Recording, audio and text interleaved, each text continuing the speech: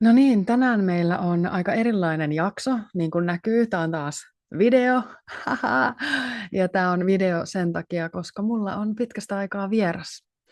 Ja se on aika hauska juttu, että millä tavalla mä tapasin tämän kyseisen vieraan. Nimittäin mulla kun oli viime vuonna, siis elokuussa, daa, äh, joulukuussa. Joulukuussa oli viimeinen mainoskuvaus, missä olin, ja mulla oli äidin rooli, ja sitten tämä poika, joka esitti minun lastani, niin oli tämän minun vieraani lapsi, oikea lapsi. Eli esitin käytännössä minun vierasta siinä mainoksessa, käytännössä.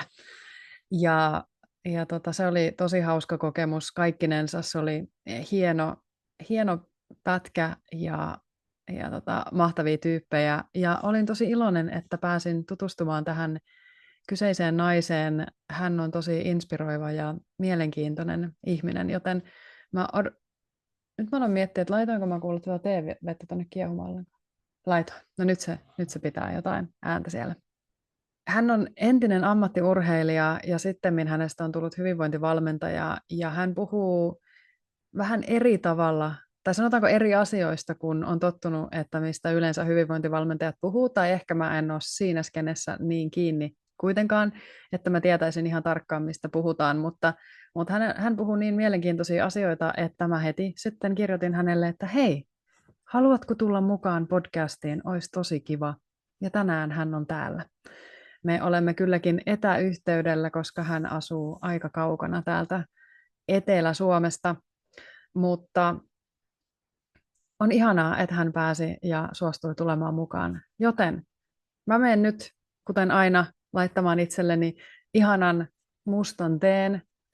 Ja laitan kyllä kauramaitoa, vaikka tiedän, että siitäkin sanotaan, että se ei ole meille terveellistä ja niin poispäin, mutta pick your battles, am I right?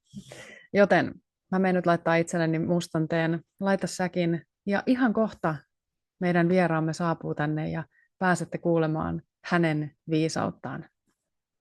Mun nimi on Eerika Lind, tää on Studio Metsä. Ihanaa, kun oot täällä.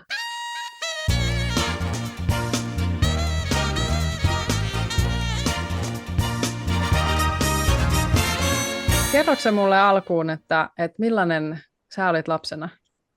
Kuka oli Hanna, kun sä olit lapsi? Niin, no varmaan mä olin ihan peruslapsi, että tuskin siinä sen kummempaa oikeastaan oli, niin kuin, tai elämä oli sellaista lapsen elämää. Me ollaan siis muutettu muutamia kertoja silloin lapsuudessa, ja mä muun muassa asuin siis vuoden Namibiassa mun perheen kanssa, koska mun isä oli siellä töissä. Siis minkä ikäisenä? Mä olin 6-vuotias silloin, joo. Wow. Isä oli siis YK:n hommissa siellä niin kuin rauhanturvaajana, ja sitten me asuttiin niin kuin 1000 kilometriä sieltä rajalta, että vähän niin kuin suojassa, että ei ihan siinä niin kuin sotavaaravyöhykkeellä kuitenkaan, mutta siellä me oltiin niin kuin lähempänä isää silloin, ja mun vanhemmat eros, kun mä olin 9-vuotias, ja sitten me asuttiin äiti ja veljen kanssa sitten Espoon Friisilässä, siitä oikeastaan niin kuin siihen, kun mä olin joku parikymppinen. Ja sitten tuntuu, että mä alun perin ensimmäinen harrastus, mitä mulla oikeastaan oli taitoluistelu, ja sitten siitä mä siirryin 9-vuotiaan sit voimisteluun, ja sitten se voimistelu oli semmoinen, mikä niinku vei mennessään vähän niin kuin, että siinä tuli vietettyä semmoisessa voimistelukuplassa, ja se oli niinku kaikki kaikessa itselle silloin pienenä ja nuorena, ja olisinkohan mä ollut 23 sitten, kun mä lopetin sen voimistelun, että siinä vaiheessa tuntui, että ei enää ollut että oltiin saavutettu kaikki meidän joukkojen kanssa, että mitä siihen mennessä pystyi saavuttaa. Kerroksä, että mitä te olette saavuttanut? No 4 maailmanmestaruutta. Wow. Aika Niin, huikeeta. Niin, kyllä sitä niin kuin tehtiin töitäkin sen eteen, että se oli niin kuin, tuntui, että se meni kaiken edelle. Että silloinen poikaystäväni muun muassa ei ollut hirveän iloinen siitä harrastuksesta välttämättä aina, mutta kyllä se siis, se on paljon ottanut, mutta on se myös niin kuin antanut ihan hirveästi elämään, että on kyllä oppinut niin kuin kaiken näköisiä taitoja ja vahvuuksia siitä kanssa, mutta myös semmoisia ehkä vähän niin kuin negatiivisiakin juttuja sitten, että mistä on joutunut oppimaan sitten myöhemmin vähän ulos. Kaikkea niin kuin vähän semmoista itselleen ehkä ollut jossain määrin vähän liian ankara sitten sen jälkeen, että kun oli tottunut semmoiseen niin kuin tosi tiukkaan niin kuin itsensä sättimiseen vähän sellainen, että kaikki pitää tehdä ja niin kuin tosi aikataulutettua kaikkia näin, mutta semmoistahan se vähän on noi kilpaurheilut niin kuin missä tahansa lajissa, että aika rankkaa, mutta toisaalta niin kuin, en mä sitä vaihtaisi. Niin kuin, että vaikka saisi uudestaan elää, niin kyllä mä luulen, että se olisi silti semmoinen, mitä mä haluaisin tehdä. Että se oli tosi kivaa kuitenkin. Mitä siinä oli Mitkä siinä oli ne päällimmäiset asiat, mitä sä koet, että teki siitä sen arvosta, että sä tekisit sen uudestaan, ja että mitä siitä on jäänyt käteen sitten sen jälkeen?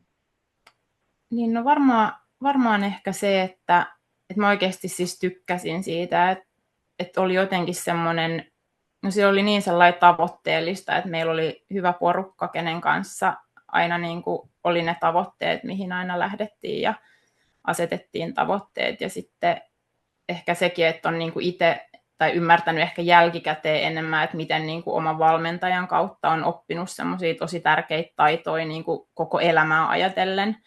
Että se, niin kuin, se psyykkinen valmennus, mitä meilläkin oli, niin sitä pystyy hyödyntämään edelleen niin kuin ihan tavallisessa arjessa myös. Ja että mä edelleen niin kuin meidän lapsille puhun joitain juttuja niin kuin kilpaurheilijoille. Valmennan lapsia niin samoin tavoin. Ei, mutta just se, että sieltä on tullut niin kuin paljon sellaista, niin kuin, että mitä pystyy hyödyntämään kaikessa. Niin kuin esimerkiksi koulun käynnissä, että miten kannattaa lukea ehkä kokeisia ja ajatella asioista. Ja niin kuin just semmoista ehkä niin kuin positiivista ja semmoista tavoitteellista, että mitä pystyy ottamaan. Ja sitten no tietysti se silloin se niin kuin ystävät oli silloin tosi tärkeitä siinä porukassa myös.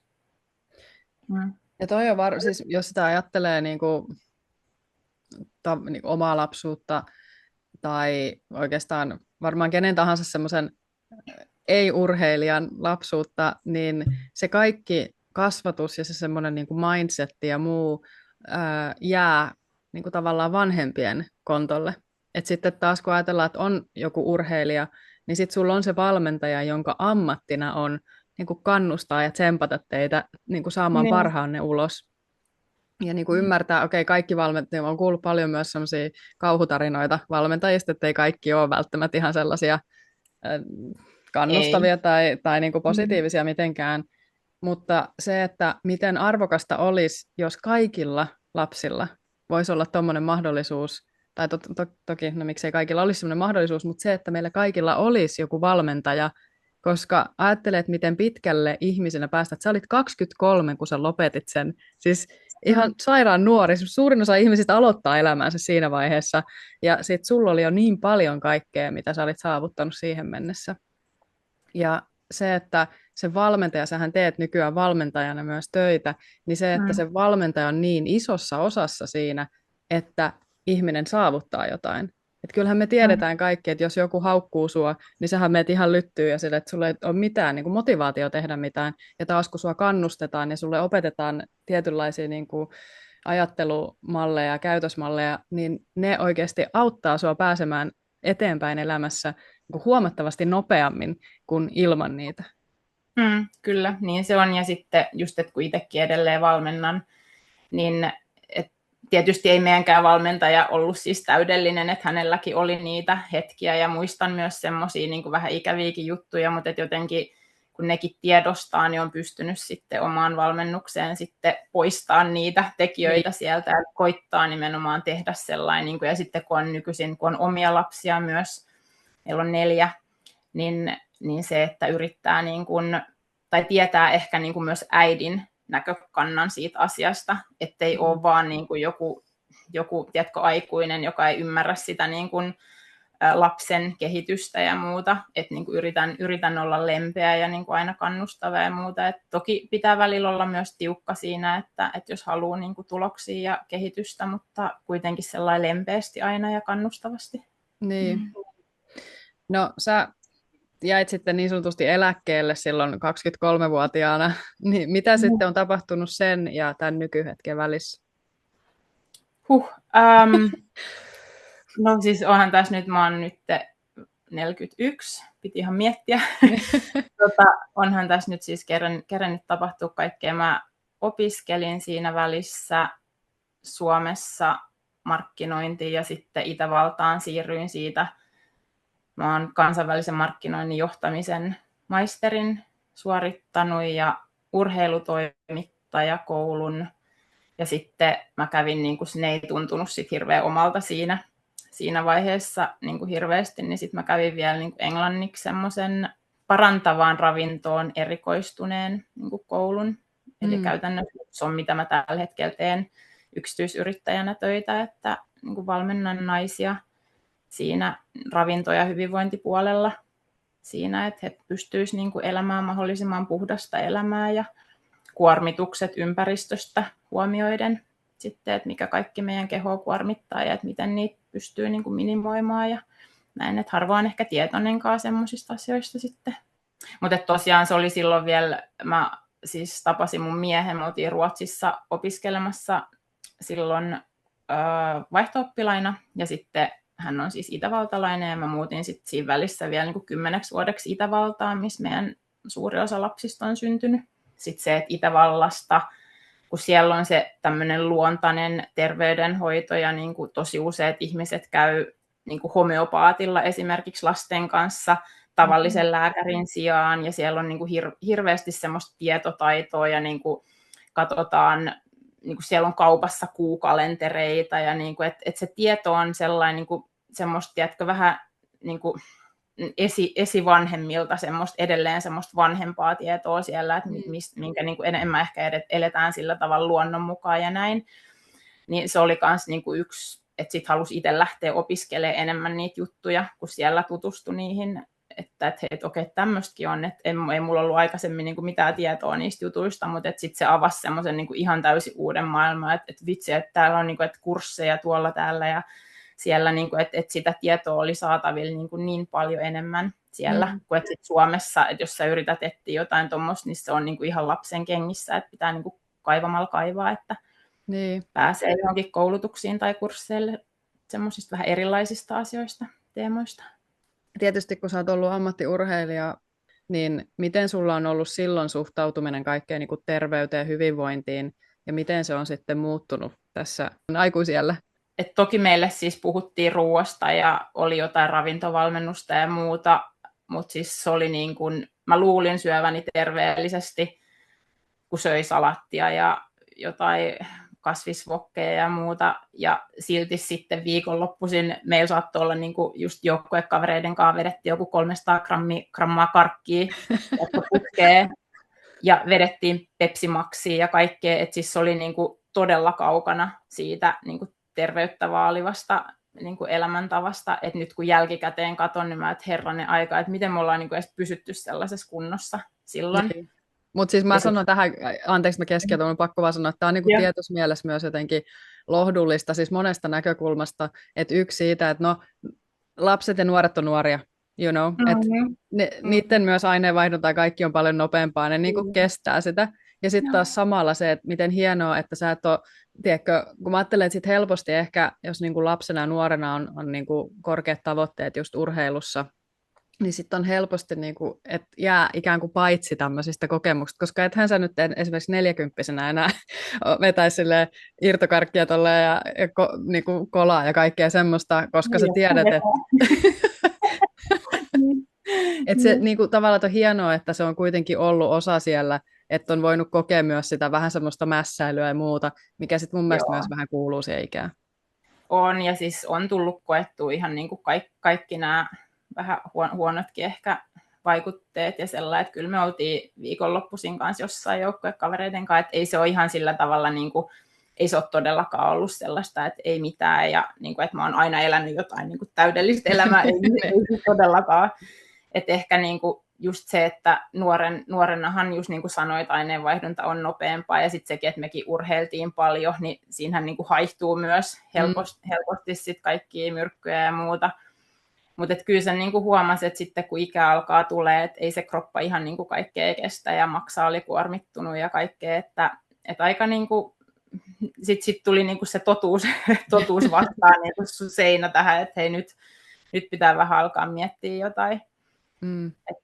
Että kyllä se nykyisin on sillä tavalla, mäkin olen käynyt tietysti monta vaihetta läpi, että sitten kun lähti opiskelemaan näitä asioita, niin silloinhan mä olin, niin kuin, että sit kun sä sait sen tiedon heti, että miten kaikki on pahaa ja sitä ja tätä, ja ethän sä voisi syödä yhtään mitään, niin mulla on ollut aika monta vaihetta sellainen, että mä oon ollut ihan niin kuin kauhuissani, että herranen aika, ja sitten niin kuin mun mieskin oli vähän, että jahas, että no mitäs meillä sitten tänään syödään.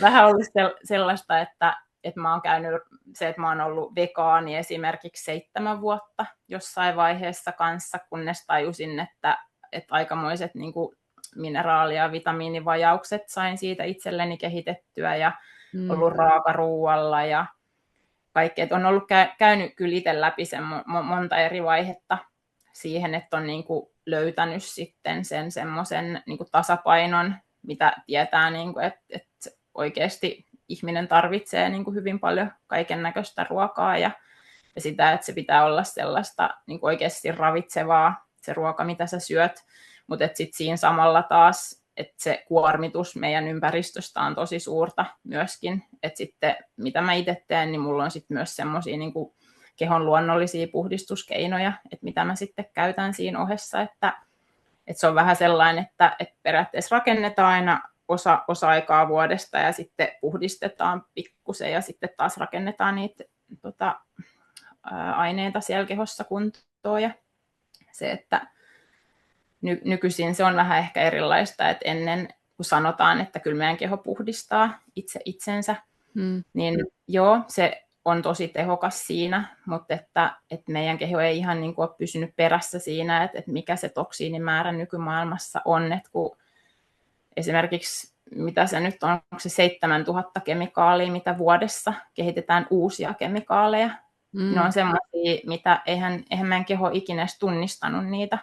Ja pelkästään jossain yhdessä niin kuin hajuvesipurkissa, mitä sä suihkutat suoraan iholle, niin saattaa olla semmoisia kemikaaleja, niitä ei tarvitse mainita niitä ollenkaan.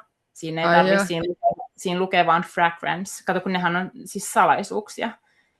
Tämmöisiä yrityssalaisuuksia, ei niiden tarvitse mainita siinä, mitä siinä on. Niin me ei tiedetä, mitä me suihkutetaan kehomme ja muuta. Että ihmiset ei ole tietoisia siitä oikeasti ja niin kuin mitä ympäristössä on pelkästään. Siis puhutaan paljon jostain autojen pakokaasuista, että mitä niistä tulee, mutta se on niin kuin hyvin pieni määrä sitä, että mitä niin kuin pelkästään sulla on sohva siinä takana, että jos siinä on jotain keinokuitua, niin mitä siitä irtoaa ympäristöä ja verhoista ja kaikki shampoot, millä sä peset itsesi, kaikki rasvat ja meikit, niin kuin naisilla ihan tosi iso kuormitus tulee, niin se, että sitten jossain vaiheessa, niin kun heräsi noille jutuille, niin huomasi, että se oma terveys lähti kyllä niin kuin nousuun siitä, että kun mullakin on ollut jotain semmoisia terveyshaasteita jossain vaiheessa, niin se, että kun rupesi niin kuin luonnollistamaan sitä omaa elämää ja elinympäristöä, niin että kuinka se vaikutti siihen, että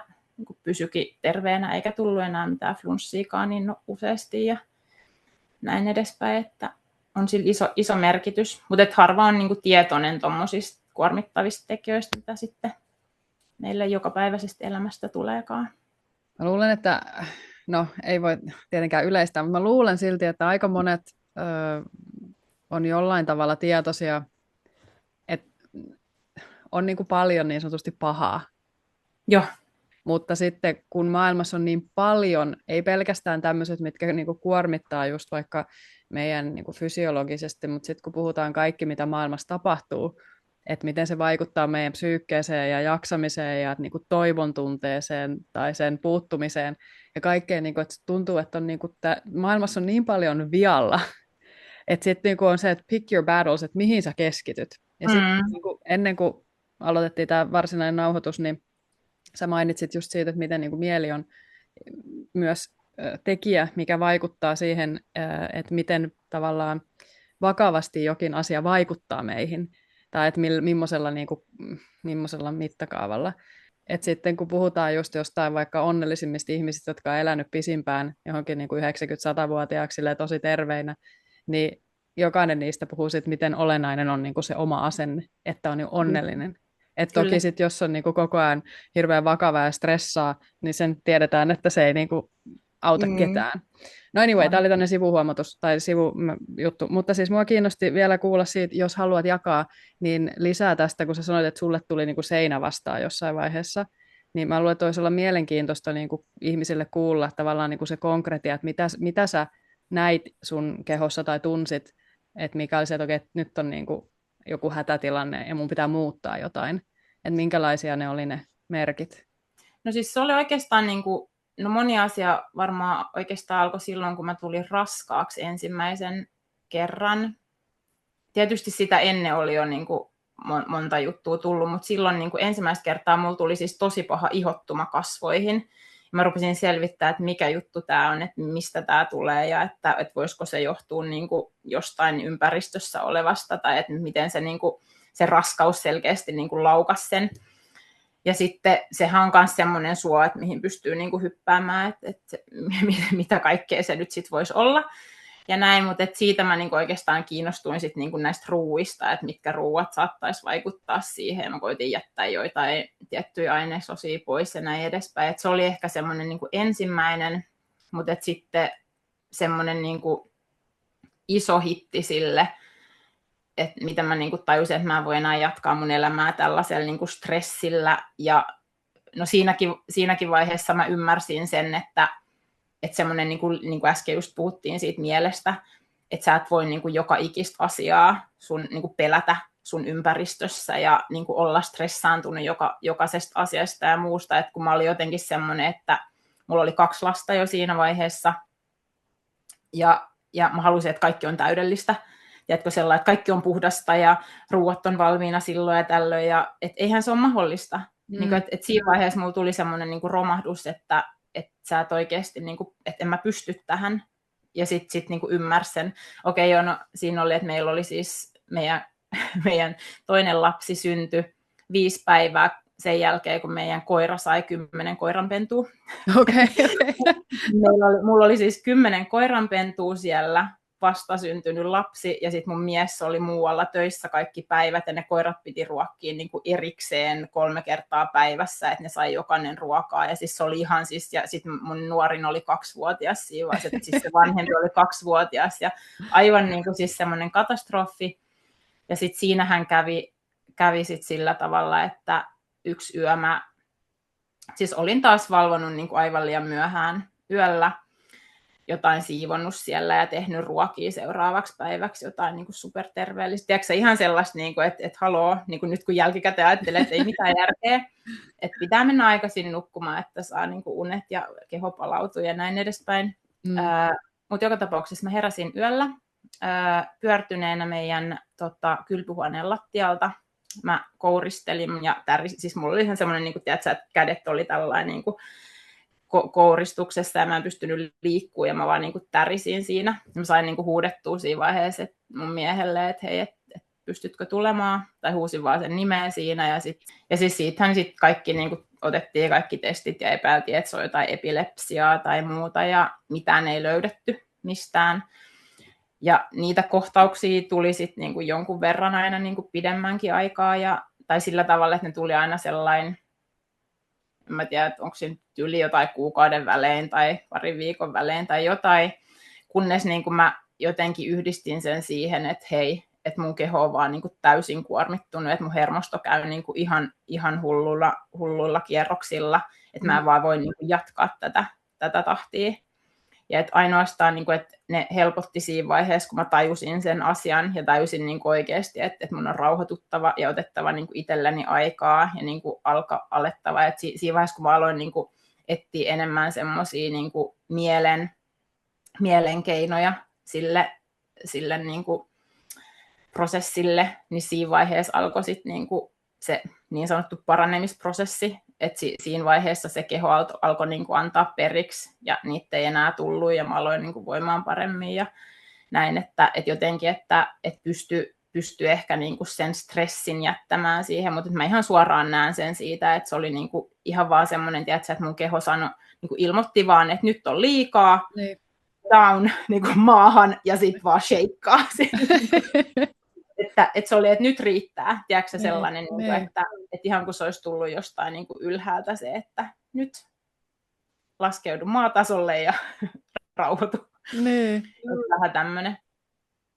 Aika pelottava, niin kuin, siis tavallaan siis se oli varmaan tosi pelottava kokemus. Ja sitten miten niin kuin hienoa, että sä oot pystynyt ajattelemaan sille, että okei, että mun keho viestii tässä mulle jotain. Joo. Se oli niin kuin, että sen huomasi, että ne oli yhteydessä semmoisiin niin kuin stressaaviin tilanteisiin tai semmoisiin aikakausiin, että mä olin niin kuin vetänyt itteni ihan siis sellainen piippuun ja niin kuin sillä tavalla, että no just sellainen, että kaiken pitää olla täydellistä, että oli kello mitä tahansa, niin ihan niin kuin hullua, mutta mä luulen, että toikin on osittain tullut sieltä niin kuin kilpaurheilusta, tiedätkö, lähtöisin, että ei ole ollut sellainen, että mä en ole osannut aikaisemmin kuunnella itteeni, koska se on ollut vaan sitä, että näin pitää tehdä, ja näin, että ihan sama vaikka sattuu, ihan sama vaikka niin kuin itkettää, niin sä teet tämän loppuun asti. Se oli niin kuin tosi pitkän aikaa nuorena sellaista, että sitä vaan niin kuin puski vaikka läpi harmaan kiven, että se on niin kuin itse pitänyt oppia sellainen vähän kantapään kautta sitten myöhemmällä iällä. Mutta niin kuin mä oon tosi onnellinen, en mä usko, että tollaisia kokemuksia tulee niin kuin ihan turhasta, että niillä on aina joku tarkoitus, että kun ihmisille jotain tapahtuu. Se on tietysti vaikea siinä hetkessä, että jos ihminen sairastuu tai muuta, niin vaikea ehkä nähdä sitä, että onko tälläkin nyt joku tarkoitus, varsinkin, että jos se on just jotain vakavaa. Mutta että ehkä sen pystyy, että jos sä pääset siitä läpi, niin sä pystyt ehkä jälkikäteen näkemään sitten, että mikä idea siinä on ja mikä viesti siinä on ollut sulle sitten. Miten kauan sulla kesti sit siitä, että kun sulle tuli se eka kohtaus, niin sit siihen, että sä älysit, että tässä on nyt sun keho viestii sulle jotain, ja sitten se alkoi rauhoittua siitä, että minkälainen ajanjakso se oli? No kyllä mä luulen, että se oli varmaan niin kuin, siis aika pian, että kun sieltä ei niin kuin mitään fyysistä vikaa löydetty tai näin, että kyllä mä varmaan niin kuin siinä vaiheessa oli jo semmoinen ymmärrys siitä, että se todennäköisesti on näin, mutta en mä muista ollenkaan, että kyllä se varmaan oli, mä luulen, että niitä oli jotain pari vuotta niitä. Ja sitten ne oli jonkun aikaa pois, siis monta vuotta, kunnes sitten taas me muutettiin siis 5 vuotta sitten Suomeen. Ja silloin oli sellainen, että mä olin saanut siis työn valmennuspäällikkönä ja mulla oli 5 kilparyhmää plus koko seuran kaikki niin kuin asiat ja me oltiin just muutettu Suomeen ja kaikki niin kuin uutta ja mun miehenkin puolesta, hän ei puhunut vielä suomea siinä vaiheessa, niin kuin kaikki asiat hoitaa ja sitten meidän kaikki lapset ja se oli niin kuin siis semmoinen tosi, mulla oli jotain 60-tuntisia työviikkoja silloin, niin silloin alkoi tulee, taas mulla tuli pari kohtausta silloin, niin mä olin, että jahas, että nyt sitten lopetin ne työt siihen. Okei, wow. Se oli, no joo, siis siinä oli paljon muutakin, siinä oli näitä korona-asioita ja muuta siinä samassa, mutta se oli mulle semmoinen, niin että mä tiesin, että se oli ihan varma juttu, että en mä niin kuin, jatka enää, että mun on niin kuin, päästettävä tää irti, se tietty pesti siitä, että se oli liikaa kaikki siinä vaiheessa sitten. Että huomaa itse, että kyllä se niinku, tai että kun just jos jotain tuommoisia vanhoja merkkejä tulee, niin se on sitten niin kuin, merkit siitä, että osaa niin kuin vähän taas himmailla. Niin. Ja siis sä lopetit sen työn kokonaan, niinkö? Ja mitä Joo, sä sitten teit? No sit mä olin työttömänä varmaan jonkun vuoden ehkä siinä. Ja opiskelin puutarha-alan juttuja sitten siinä vaiheessa. Meillä on siis iso puutarha täällä. Niin sitten mä kasvattelin omia vihanneksia ja se oli tosi kivaa aikaa sillä tavalla, että sain niinku vähän rauhoittua tähän, että mitä Suomessa tapahtuu ja miten nämä hommat hoituu ja muuta pikkusen siinä, mutta sitten olisiko se ollut joku vuosi, mä olin poissa niin sitten mä menin takaisin taas sinne. Sitten, mutta en todellakaan siis niin, että mulla oli paljon vähemmän sitten töitä siinä vaiheessa. Ja miten sä oot päätynyt, sä oot nykyään yrittäjä ja teet just tämmöistä hyvinvointivalmennusta, niin milloin sä oot sitten, tai miten sä päädyit yrittäjäksi? Mä luulen, että se oli just silloin, kun mä olin, että siinä sen vuoden aikana, että kun mä tajusin, että hei, mä en niin kuin halua tehdä tällaista 8-4, tai no se oli vähän erilaista myös siinä vaiheessa, että se oli vähän enemmänkin, mutta se, että ja mulla oli se koulutus siellä taustalla, ja mä olin jotenkin aina miettinyt, että mä haluaisin oikeasti niin kuin tuoda näitä tietoja ihmisille ja niin kuin auttaa ihmisiä, että mulla oli niin paljon sitä tietotaitoa siellä taustalla, niin jotenkin sit se tuli sellainen luonnostaan, vaikka se pelotti ihan hirveästi. Mä en ole siis todellakaan ikinä ollut sellainen. Mun vanhemmat ei ole yrittäjiä eikä mitään, mutta mun mies on. Ja hän on ehkä sen takia, että kun hän on ollut yrittäjänä, mä oon nähnyt, että okei, että se on jotenkin toiminut tällainen jotenkin. Mutta siis se, että okei, että sillä pystyy elämään mahdollisesti. Että olihan ne ensimmäiset vuodet itselläkin sellaista, että tosi nihkeätä ja muuta, mutta tuntuu, että viime vuosi oli ehkä ensimmäinen sellainen, että siinäkin pitää tietysti tietynlainen asiakaskunta rakentaa ja että ihmiset luottaa suhun ja näin, mutta tuntuu, että nyt on tai ollut sellainen, että ihan ok menee jo, että saa jonkun kurkun joskus ostettua siitä, että välillä saa jotain rahaa. Niin. Se on positiivista jo se. Niin, kyllä. Että ei mennä ihan miinuksella enää. Että niin kuin, että mitkä sun mielestä sen mukaan, miten sä oot itse löytänyt tietoa ja miten sä oot kokenut sun omassa elämässä, että mitkä sä koet semmoisiksi niin kuin non-negotiable, miten sanottaisiin suomeksi, sellaisia, että nämä on niin kuin semmoiset, mitkä oikeasti on kaikista tärkeintä, että pystyykö niitä arvottamaan, että niin kuin, mitkä on kaikista merkittävimpiä asioita meidän niin kuin yleisen hyvinvoinnin kannalta? No ensimmäisen varmaan se, että sä juot puhdasta vettä ja tarpeeksi. Et ihan pelkästään se, että me ollaan tosi iso osa vettä, meidän keho. Että moni ei ymmärrä sitä, että mitä ihan pelkästään jostain hanavedestä irtoaa. Mutta tämäkin nyt mä toivon, ettei tämmöinen disclaimer tässä, että vaikka puhutaan näistä asioista, niin mä toivon, ettei kukaan sillä tavalla ota mitään hirveät paniikkia ja pelkoa, koska se, että se oikeasti vaikuttaa, että sä saat mielellä kyllä sairastettua itsesi myös hyvin pahasti, että jos alkaa oikeasti joka ikistä asiaa pelkäämään ja muuta, niin se keho kyllä alkaa reagoimaan myös niille asioille. Että se on ihan eri asia, että okei, että ruoka on toinen, niin kuin sanoit, vesi, niin se, että sä syöt puhdasta ruokaa ja se, että se olisi mahdollisimman luonnollista, semmoisen, mitä se luonnosta tulee, ilman mitään lisäaineita, ilman E-koodeja, ettei olisi tämmöistä ultraprosessoitua, mikä ei sun keho ei edes tunnista sellaista ruokaa ollenkaan, niin että söisi semmoista luonnollista ruokaa, niin se jo itsessään auttaa tosi paljon sun kehon soluja toimimaan optimaalisilla tavoilla. Mutta se, että jos sä joskus syöt jossain jotain vaikka ranskiksi, sä tiedät, että okei, että näin nyt on ihan sitä kaikista terveellisintä. Mutta se, että sä syöt sen sillä tavalla, että sä voit siunata sen ruoan, siis sekä ei ole mikään vitsi, että siinä on pointtiinsa, että miksi on ruoka siunattu, eri kulttuureissa siunataan ruokaa ja muuta, että se käytännössä antaa siihen sille sun keholle merkin siitä, että tämä ruoka on terveellistä ja sun mieli, tiedätkö, antaa keholle reaktiot siitä. Tai sitten voi ajatella, että se antaa sen energian siihen, tai että miten kukakin haluaa näistä asioista puhua, mutta se, että siinä on pointtinsa, että miksi ruoka siunataan, tai se, että tiedät, sä oot kiitollinen siitä, että jes, että kiitos, että mä saan nyt syödä nämä ranskikset, että mä saan energiaa ja mä saan vatsani täyteen.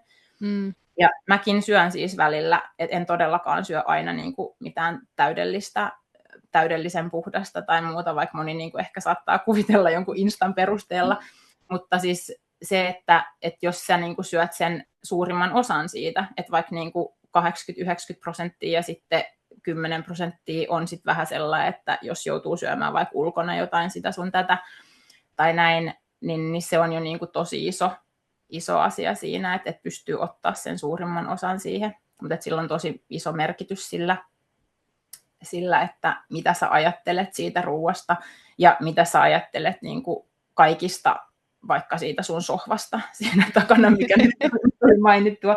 No, mä rakastan tätä mun sohvaa, by the way. Niin, kyllä, ja se on tosi nätti selkeästi. Mutta se, että ole kiitollinen siitä sohvasta.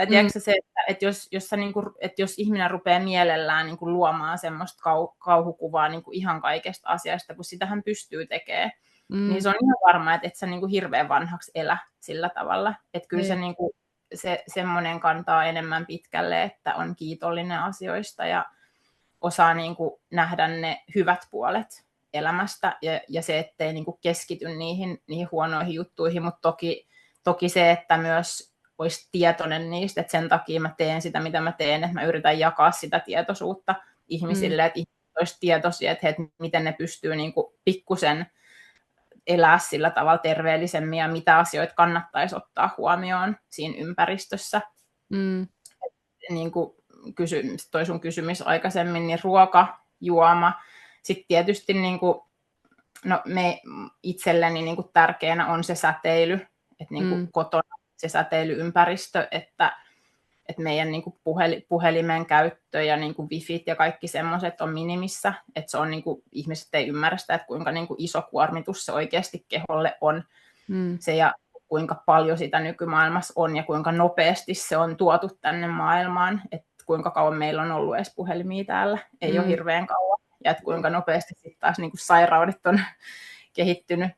No itselle tietysti sitten just noi tekstiilit on myös semmoinen, että koitetaan ostaa, ettei sun niin kuin keholla ainakaan olisi mitään semmoista hirveät muovista tavaraa, että muovivaatteita, että koitetaan ostaa just luomupuuvillaa tai muita niin kuin luonnonmateriaaleja, pellavaa tai merinovillaa tai näin, että meidän keho on esimerkiksi täynnä niin kuin pieniä reikiä, mistä sä huomaat, jos sä levität sen rasvaa, niin sehän nimeytyy, että ei se kohta se rasva enää siinä ole. Ihan samalla tavalla, että jos sä pidät jotain muovivaatetta, niin sieltä ne niin kuin pienet mikromuovihiukkaset imeytyy sinne, että sitä on niin kuin löydetty ihmisen aivoistakin mikromuoviin, että sitä löytyy niin kuin joka paikasta, se on meret on täynnä sitä ja muuta, mutta ehkä toi muovikaan ei ole niin kuin kaikista pahin, mutta se, että semmoisia niin kuin perusjuttuja esimerkiksi, että vaihtaisi niin kuin keittiössä muovikauhat ja muoviastiat ja kaikki semmoiset, mistä ne tulee, niin puisiin tai metallisiin, tai ettei ottaisi tommosia noita, mitä nämä nyt kaikki on, teflonpannut, vaihtaisi niinku tämmöisiä järkevämpiä johonkin teräspannuihin tai hiiliteräs tai valurauta tai näin, ettei niistä tulisi niinku semmoista muovijäämää tai näitä ikuisuuskemikaaleja sun kehoon, että se on niinku tosi iso ala, että mistä sitä niinku semmoista kemikaalikuormaa itteensä saa, ne shampoot ja kosmetiikka, mistä just oli puhetta ja näin. Että mistä sitten kukakin haluaa aloittaa, niin on jokaisen oma asia ja kuinka niinku isosti sitä haluaa sit alkaa tekemään, mutta se, että eihän kukaan pysty kaikkea kerralla muuttamaan, eikä niinku, ei se varmaan ole tarkoituskaan, että siinä menisi sit mielenterveys siinäkin. Ei näin ehkä, mutta sellainen pikkuhiljaa. Mutta mä olin sellainen, mä oon usein ehkä ollut sellainen tyyppi, että kerralla kaikki, että meille ensin niinku kaikki purkit veksi. että se on niinku vähän ollut raju, että kyllähän siihenkin niinku pystyy, mutta että jokainen tekee tietty tavallaan senkin asian. Ja sellainen, että mikä on se oma budjetti sit siihenkin, että mekään niinku todellakaan ole siis sellainen, että meillä olisi rahaa ihan niinku kuin roska ollenkaan 2 yrittäjää. Mutta se, että sitä on huomannut, että kuinka paljon vähemmän sitä rahaa tarvii, kun sulla ei ole niitä 1000 miljoonaa shampoo-purkkia ja hiussuihkeita ja ties mitä, että kun se on tosi pieni määrä. Mulla on tälläkin hetkellä siis ruisjauhoja päässä. Ai ja. Joo, siis mä käytän ruisjauhoja esimerkiksi niin kuin kuivashampoon. Okei, siis saako ne kunnolla sieltä pois? Joo, siis ne pitää vaan harjata sit niinku kylppärissä Niin just joo. ja ravistaa. Mutta se, niinku, et paljon on tämmöisiä asioita, mitä sä pystyt niinku oikeasti tekemään tosi paljon halvemmin, mitkä toimii ihan samalla tavalla. Ja näin, että se, niin et ei niinku, tai että ajatellaan vaan, että vaan ne kaupan asiat on niitä ja vaan nämä nykyaikaiset jutut on niitä oikeita juttuja. Mutta sitten et se on ehkä just tämä niinku teollistuminen tuonut sitä meille, että meidät on niinku vierotettu tosi paljon siitä vanhasta tiedosta, mitä niinku meidän esi-isät on ollut täällä niinku tuhansia, satoja vuosia tehnyt, ja mikä niinku informaatiotaito niillä on, ja niillä on oikeasti, niinku, että se on niinku todella hyvää tietoa monessa asiassa, niin kuin yrtit ja sanoit just kuunkiertoja ja muuta, että niissä on pointtinsa. Ja ne on oikeasti niin kuin silloin jo todettu toimivaksi, että ei ne ole yhtään niin kuin mihinkään hävinnyt. Niin. Asiat. Siis kun musta tuntuu, että se nykyaika on tehnyt sitä, niin kuin, se on tehnyt niin kuin tavallaan kaksi asiaa. Kun siis, mä oon lukenut semmoisen kirjan kuin The Power of Habit, Charles Duhigg, onko sä kuullut siitä? En. Se on se on mun mielestä ihan sairaan hyvä kirja. Se on julkaistu joskus ehkä 12 vuotta sitten, ja mä oon suositellut sitä kaikille, koska siis se on tosi semmoinen niin kuin tieteellinen, että se on jaettu niin kuin 3 osaan, että siinä on, että miten tavat muodostuu ihmisille, ja sitten miten tavat muodostuu niin kuin yrityksissä, ja sitten miten tavat muodostuu niin kuin yhteiskunnassa. Ja se on, niin kuin, siis se on tosi hienosti selitetty. No anyway, niin siinä oli semmoinen, monestahan mä en tykkää niistä, koska puhutaan esimerkiksi, miten niin kuin yritykset hyödyntää psykologiaa ja niin kuin ymmärrystä siitä, että mikä niin kuin ihmisiä ajaa. Mutta siinä oli semmoinen yksi tutkimus, minkä joku firma oli tehnyt, koska halusivat siis joku tämmöinen siivousalafirma, jotka tuotti tällaisia niin kuin saippua, mitä nämä nyt on, siis kaikkea niin kuin millä voi kotiansa puhdistaa.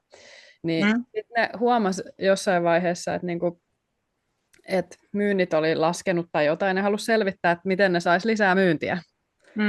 Niin sitten ne tietysti tajusivat, että okei, tämä on ollut jotain ehkä 60-lukua Amerikassa, ja sitten kotirouville meni ja veivät sinne niitä aineita, että niin kuin kertokaa, että käyttäkää näitä ja kertokaa, että mikä teidän kokemus on ollut siinä. Niin sitten ne hiffasi sen, että se mitä kaikki nämä kotirouvat halus on se, että se koti tuoksuu puhtaalta.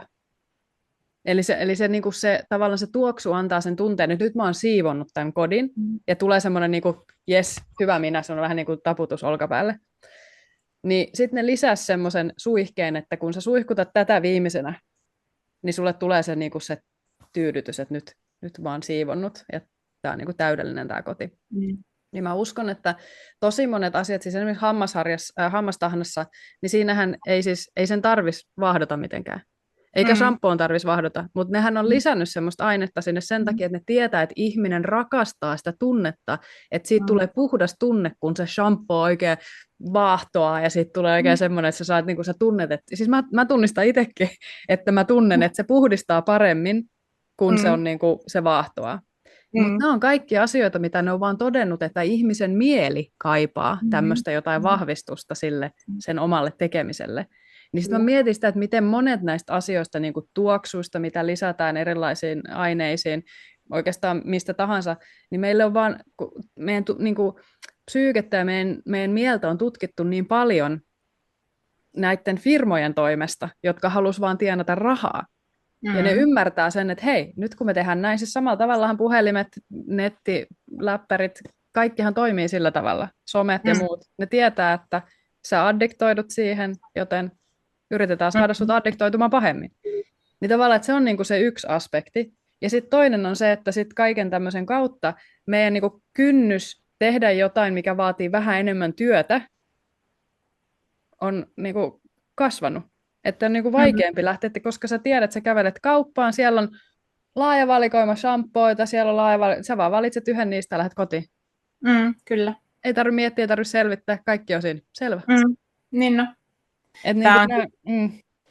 Tämä on just, ja ehkä just siis mä mainitsin aikaisemmin, mä oon lukenut siis 5 vuotta yliopistusmarkkinointia, niin mä todellakin tiedän miten tämä toimii, että miten ihmisille saadaan myytyä, ja mä oon siis tehnyt lopputyönikin tuommoisista aiheista, niin ehkä just silloinkin heräsi siihen niin kuin hulluuteen ja siihen, että se silmät avautui, että miten tämä niin kuin toimii tämä maailma ja mitä kaikkea, niin kuin, mitä tämä on tuonut, tämä teollistuminen ja se, että kaupassa on sitä sun tätä ja tota ja että miten meille niin kuin myydään näitä asioita, niin se ei ole ihan niin kuin sellainen, että miten se välttämättä olisi järkevää, että moni asia niistä on vaan sen takia, että joku yritys haluaa myydä jotain sulle. Niin.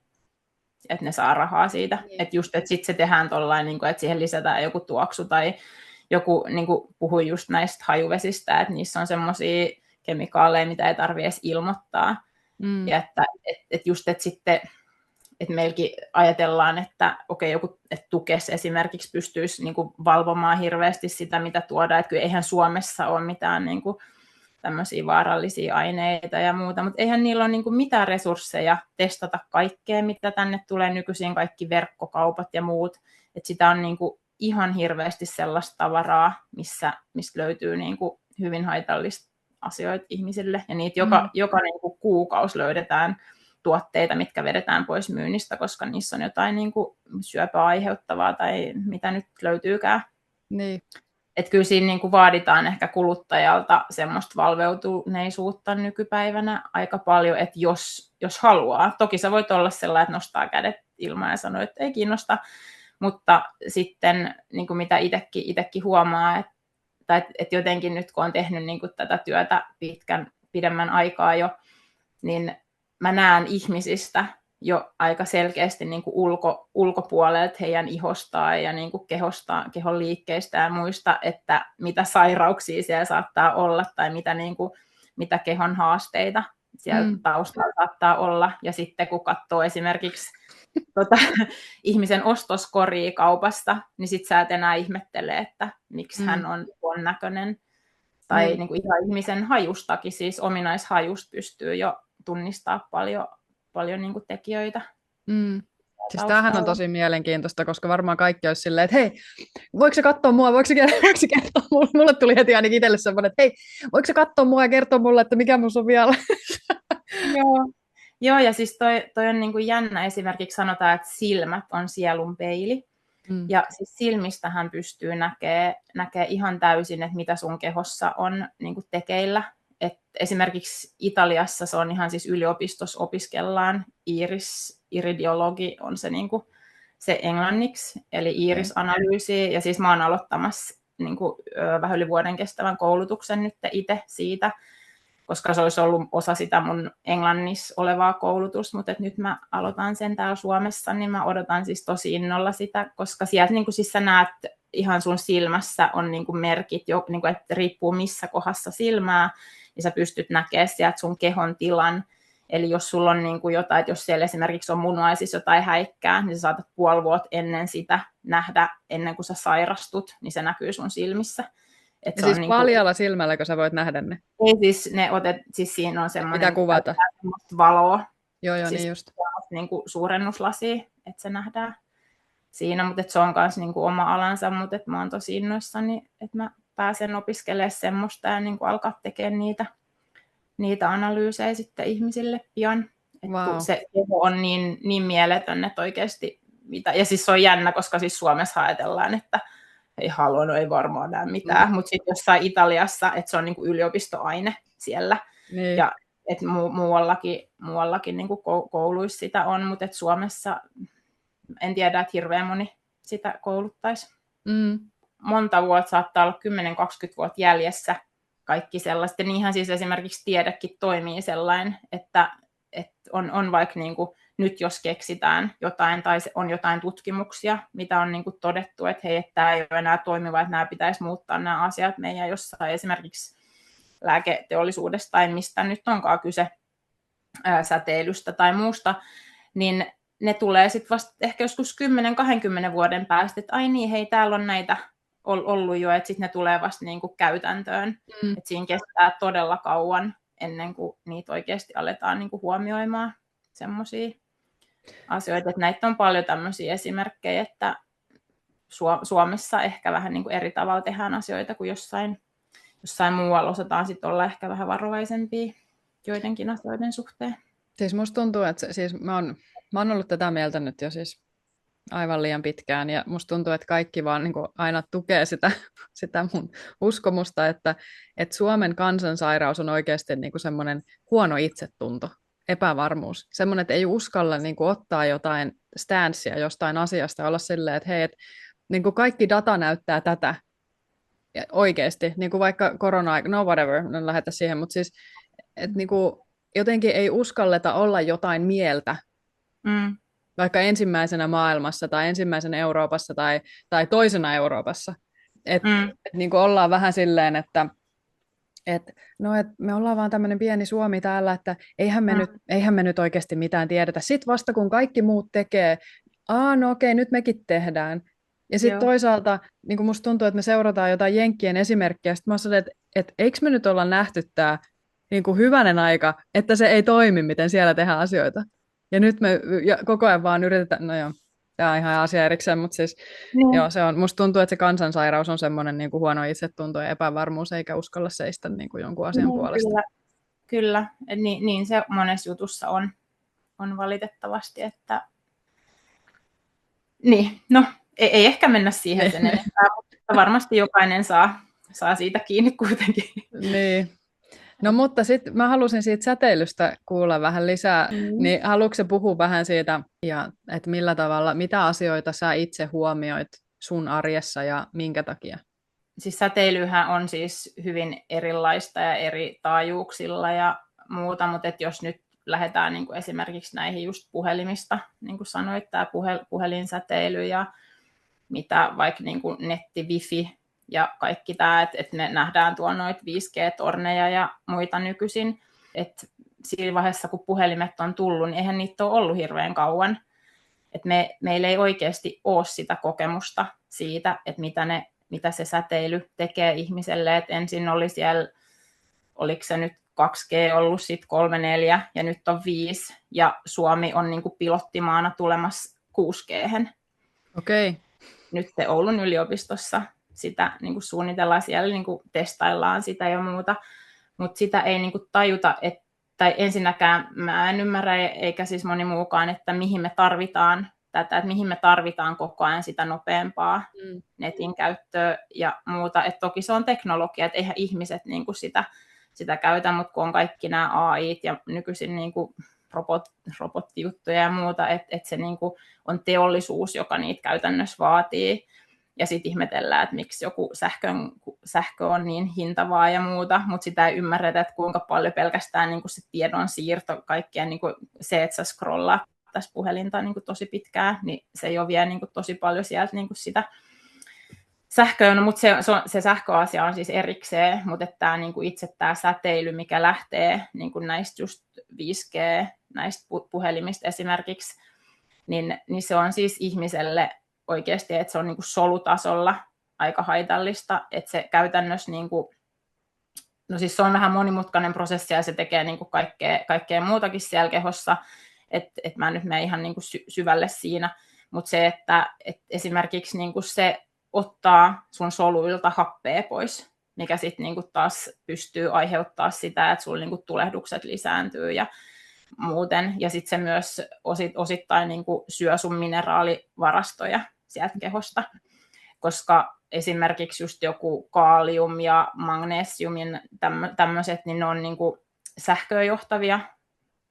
No tämäkin on niin kuin semmoinen, en mä nyt jaksa niin kuin tätä niin kuin liikaa, mutta me ollaan siis sähköinen, meillä on sydän ja meidän sydänkäyrä näkyy kaikissa EKG-systeemeissä ja näin, ja sitten me annetaan sähköshokki meille, niin sydän alkaa pomppia taas. Eli siinä on jo todiste, tiedätkö, että me niin kuin toimitaan sen, että se sähkö on meidän kehossa, ja sitten kun me ollaan isosti niin kuin vettä, niin anteeksi, mulla on täällä jotain päällä nyt. Ei haittaa. No niin, bling bling. Joo, mutta nyt menin sekaisin. Niin, se sähkö.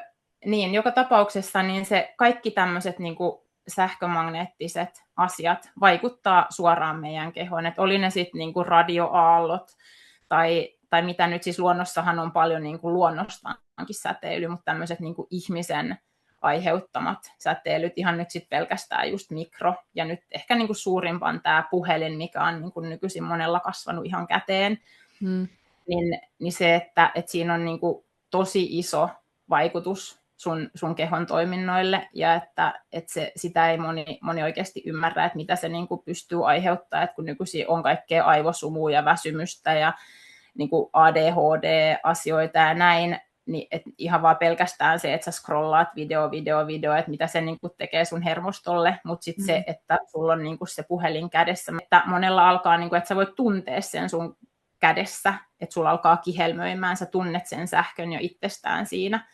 Ja puhelimissa esimerkiksi kun ne myydään, niin niissä on semmoiset SAR-arvot, mikä niin kuin, että pystyy itsekin katsoa siitä, että mikä sun puhelimen SAR-arvo on. Että esimerkiksi Euroopassa ne on korkeammat kuin Jenkeissä muun muassa, että Euroopassa saa myydä isompi, tai niin kuin, että täällä ne säteilyarvot on paljon suuremmat, mitä on sallittu kuin Jenkeissä esimerkiksi. Ja ylipäätänsä se, että mitä, niin kuin, mitä saa yhdellä alueella säteillä Suomessa, niin ne on moninkertaiset moniin muihin maihin verrattuna. Et se on niin kuin ihan siis, täällä saattaa olla niin kuin todella hurjaa se säteilykuormitus ihmiselle, että mitä se tekee osalla alueista. Niin niihin ei niin kuin hirveän moni ajattele, että ne jotenkin vois vaikuttaa siihen, mutta siis kun sitä tutkimusta on oikeasti tehty jo tosi paljon, mikä on osoittanut niiden haitallisuuden, mutta ne on tutkimuksia, mitä ei siis todellakaan haluta julki, koska sehän veisi niin kuin hyvin monelta elinkeinon. Täällä on isot teknologiayritykset, ja niin kuin, että nämähän on niin kuin ihan hullu rahalähde monelle, että ne on aina vaan niin kuin lakastu sinne maton alle.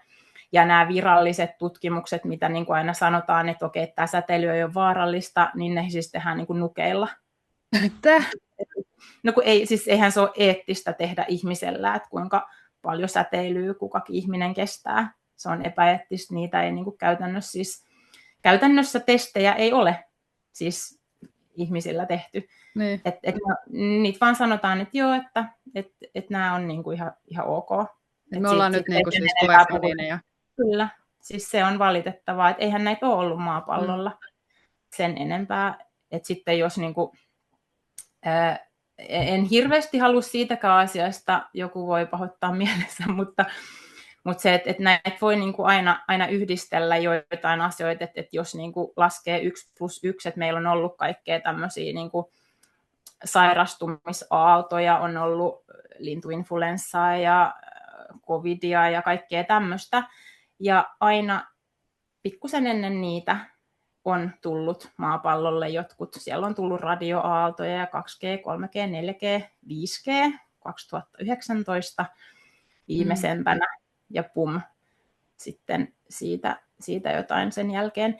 En sano, että se olisi millään tavalla niin kuin välttämättä näin, mutta että sä pystyt niin kuin historiassa näkemään ihan suoraan, että mitä siellä on tapahtunut. Näin. Että se on niin kuin yksi tämmöinen, mitä niin kuin, monet ehdottaa, että saattaisi olla niin kuin suuri vaikuttava tekijä siihen, mutta siitäkin, toi säteilyasia on vähän semmoinen, että niin kuin just puhuttiin tästä mielestä, että se on tosi tärkeää, ettei siitä ota liikaa myöskään paniikkia, mutta kun siis se on niin faktaa, siitä on tehty todella paljon tutkimuksia, englanniksi löytyy paljon semmoista niin kuin oikeasti validia tutkimustietoa siitä, että jos haluaa kunnolla löytää ja etsiä sitä sen haitallisuudesta, mutta se on sellaista, mistä ei niin kuin puhuta. Ja sitten usein kannattaa ehkä etsiä jostain muualta hakukoneista kuin Googlesta, koska sekin valitettavasti ne yrittää sitä vähän niin kuin sellainen, niin kuin sanoin, lakasta sinne maton alle.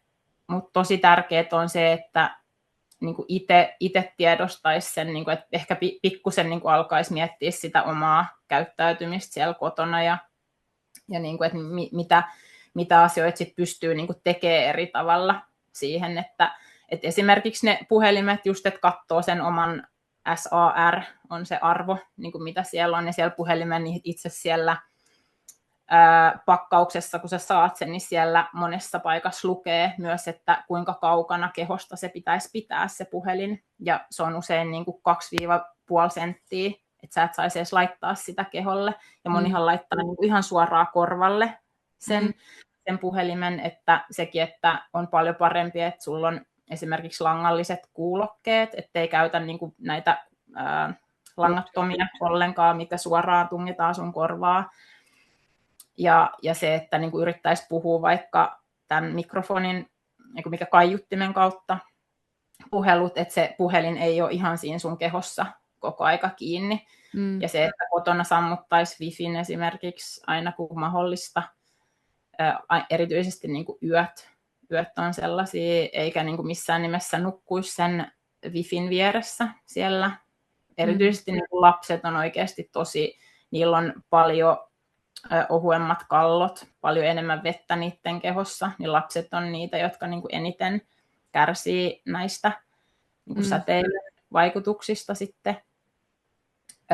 Ikinä esimerkiksi ei saisi käyttää puhelinta silloin, kun se on latauksessa, että ne säteilyarvot silloin latauksen aikana on niin kuin ihan älyttömän paljon suuremmat kuin silloin, kun se ei ole laturissa.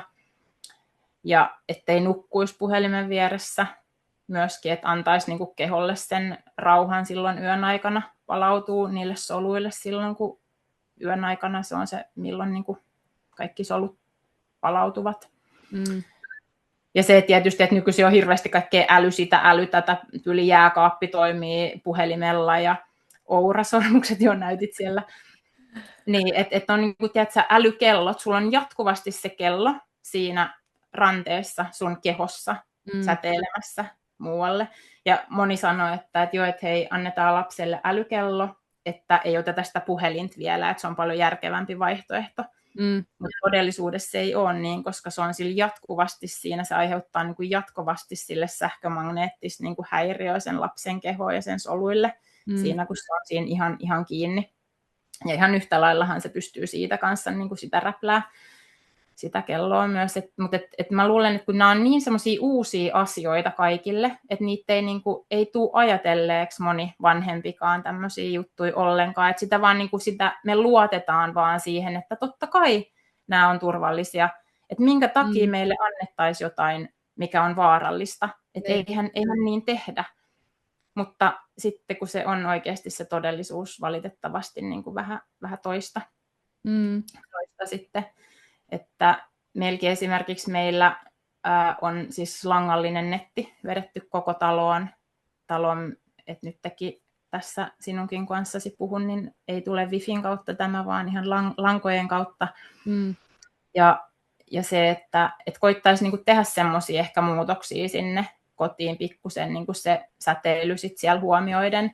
Ja se, että tosi tärkeä se, että se mieli, että mäkin olen ollut siis käynyt monta vaihetta ehkä tämänkin asian kanssa läpi, että mulla oli vielä Suomeen, kun muutettiin, niin mulla ei ollut siis älypuhelinta ollenkaan. Että joudun hankkimaan sen oman työpaikkani takia, kun kaikki meni WhatsAppilla, ja mä sanoin, että ei mulla ole, niin kuin, että eihän tässä puhelimessa ole WhatsAppia.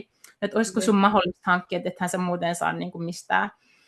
Että olen käynyt sen läpi myös sen, ja sitten se, että musta tuntuu, että jossain vaiheessa, kun oli niin tietoinen noista asioista, niin sä menit jonkun, tiedätkö, tommosen niin kuin puhelintolpan ohi ajoit autolla, niin musta tuntui, että mulla alkoi niin kuin koko keho sellainen että se niin kuin ihan oli sellaista konkreettista, että sun keho reagoi siihen, koska sun mieli ties sen, ja jotenkin niin kuin, ja siis se varmaan onkin, että oikeasti, että sit siinä niin kuin herkistyy niille asioille jollain tavalla myös, että kun on tietoinen siitä, mutta sekin on ihan älyttömän tärkeää, ettei niin kuin lähde sinne pelkotielle kuitenkaan, koska se vaikuttaa enemmän, ja sitten semmoinen niin voi sairastuttaa sit ihan kunnolla taas, että jos niitä juttuja lähtee pelkäämään, että oikeastaan että tekee niin kuin kotona sen voitavansa, mitä pystyy niiden asioiden eteen, ja että ehkä niin kuin vähän vähentää sitä puhelimen käyttöä. Mulki esimerkiksi semmoinen ihan niin kuin konkreettinen keino on, että mulla ei ole siis netti päällä puhelimessa niin kuin päivisin normaalisti, että mä muutaman kerran päivän aikana tarkistan, laitan netin päälle, että onko tullut WhatsAppia vaikka jotain viestejä, tai että jos pitää jotain sähköpostia tai muuta lukea, mitä nyt on. Mutta se ei ole jatkuvasti siinä, ja se puhelin pysyy niin kuin tietyssä kohdassa taloa sitten, ja meillä lapsillakin siis niillä osalla on jo älypuhelin, mutta ne on aina kiinni, ne on puhelimet repussa, kiinni, että ne ei ole niin kuin jatkuvasti säteilemässä siellä koulumatkoja, ja ne ei käytä niitä siis kotona. Että niillä on